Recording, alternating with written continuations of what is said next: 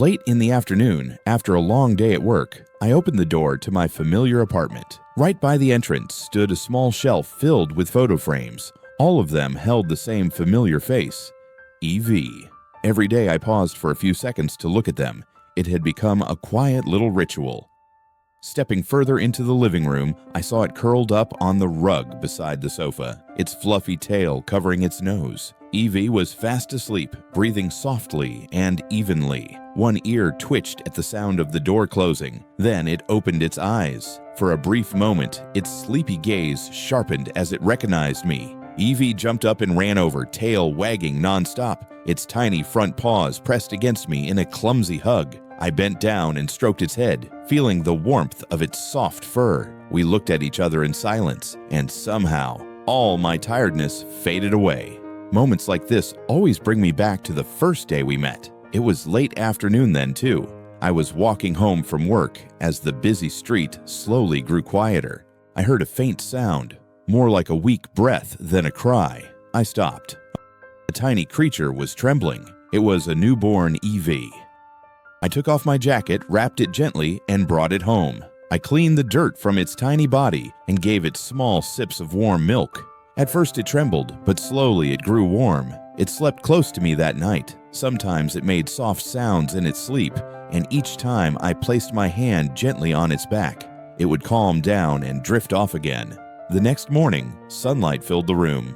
Eevee woke up and looked at me for a long time, as if memorizing the face of the person who had saved it. Soon it could walk steadily, and curiosity took over. Slippers, chair legs, the edge of the carpet, everything was new.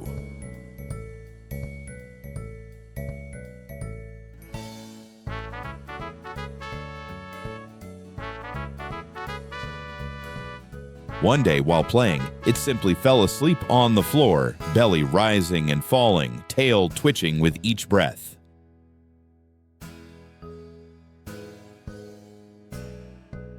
As it grew, Eevee began greeting me at the door, tail wagging wildly whenever I came home. In the evenings, it lies near the sofa while I work, or curls up in the living room, its fluffy tail covering half its face. It would lie near my feet while I worked, quiet and warm like a little shadow. Eevee and I spend our days playing around the apartment, chasing little moments of joy. Then at night, we curl up close together, falling asleep peacefully, comforted by each other's warmth and quiet, steady breathing.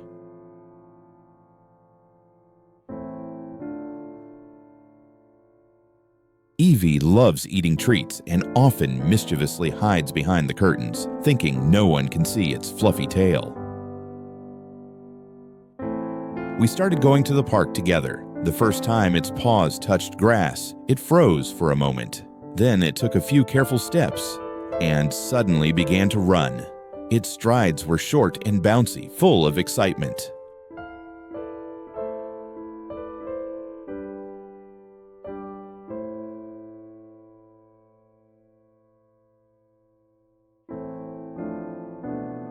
When it got tired, it would sit under a tree and stare up at the sky, as if discovering a whole new world. Eevee leans lightly against my leg. I look toward the horizon and it looks back at me. A creature once left behind in the trash is now family. And sometimes happiness is simply having someone waiting for you to come home.